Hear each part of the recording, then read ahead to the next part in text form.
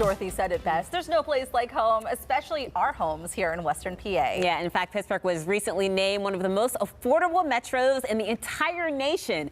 Dominic Janidas joins us to share what factors earned the Steel City this recognition. And this is a big recognition. How did Pittsburgh make it to the top of this list? It's a big deal. First off, Happy New Year. Thanks for having me back. Happy New Year! I love these stats about Pittsburgh because it's not just one time. We continue to top these charts, most affordable city, most livable city, time and time again. So last year, it was on, and it was just discussed that Forbes.com ranked Pittsburgh the #1 metro for affordability for Gen Z and millennials.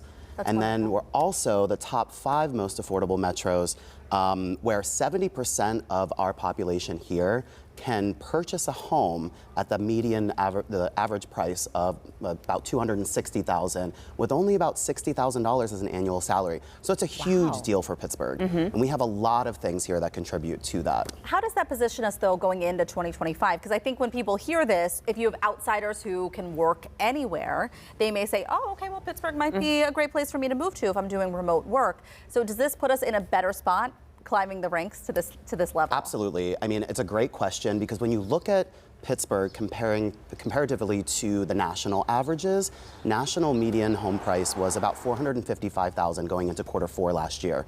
State of Pennsylvania, about $305,000. And we're sitting at about $260,000. So we want to trend a little bit behind what everybody else is doing because it shows that we're more affordable. Even in a volatile market, even in a challenging market with inventory challenges, interest rates going up and down, who knows? We want to sit behind that trend. We want to be more affordable, and it is attracting top talent. We've got tech giants here, financial giants here. F&B just moved their headquarters from Hermitage to Pittsburgh not too long ago, a couple of weeks ago, actually. You know, there's a lot happening here. It's huge news for us. Yeah, and I think also a lot of people are coming here because just of the recent, the weather events, the major weather events that have been happening in other states like Florida and you name it. Like Pittsburgh, I think we have relatively mild weather compared to a lot of places. We do, and it's so funny you bring that up because we were actually ranked, Pittsburgh, #8 safest city with regards to climate-related disasters last year. And of course, we've obviously seen the wildfires and the hurricanes and, you know, the earthquakes, which have unfortunately, you know, wreaked havoc on our country. But here we're sitting pretty, you know, and our hearts go out to everybody that's gone through those challenges. But move to Pittsburgh, we're good. Yeah, well, it's funny because we're even watching this massive snow event that's going to be coming our way potentially on Monday. And I think everybody at home, I can speak for everyone, we're all thinking, it's gonna miss us. Like we might get a couple of inches, but we're not gonna get the 2 feet of snow that other areas could potentially get, you know. No, I think we're sitting pretty here. And last time I was on, we were talking about we're a best kept secret. And you know, I mean, secret might be out now. We're seeing people move in. So, you know, keep them coming.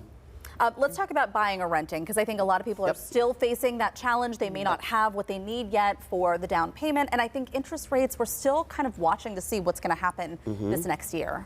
So with the interest rates, what I'll speak to is it's always interesting because even though the Fed might cut the rate, it doesn't necessarily mean interest rates are going to parallel, and we saw that recently, right?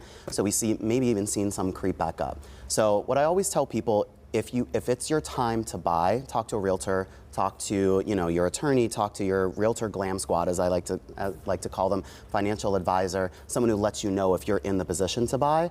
But buying is always going to be more of a financial outlay on the front end. Whereas renting, more of a short term, you know, you're going in maybe security deposit and first month's rent. Okay, so it really depends on what your, I would say, 5-year plan is looking like.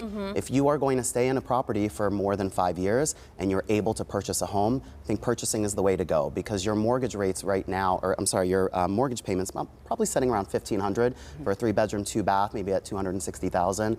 Whereas a 3-bedroom, 2-bath apartment might be $2,000, $3,000, right? Where on the front end it might be cheaper to rent, less expensive, but purchasing up front, you're also building equity, which is a great way to build wealth generationally. That's wonderful. Agreed. Good news. Thank you so much for sharing. Keep it coming, right? We're going to keep it coming. So fun. All right. If you would like to get in touch with Dominic for your housing needs, we'll connect you to him on our website, kdka.com/talkpittsburgh.